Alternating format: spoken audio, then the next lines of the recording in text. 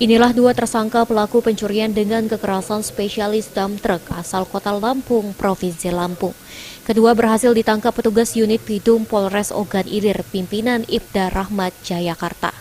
Kanit Bidum Polres Ogan Ilir, Ibda Rahmat membenarkan kedua pelaku spesialis dump truck ini merupakan warga Lampung dengan inisial SG alias Sigit 30 tahun warga Dusun Bumi Agung, Kabupaten Lampung Timur. Dan satu pelaku lagi inisial FR alias Fajarudin, 40 tahun warga Desa Purwosari, Kecamatan Batanghari, Nuban, Lampung Timur. Kedua pelaku spesialis dump truck ini terpaksa dihadiahi petugas timah panas karena mencoba untuk melawan petugas dan kabur.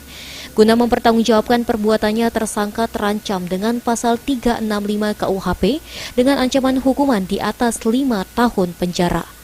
Ahmad Romawi, PAL TV.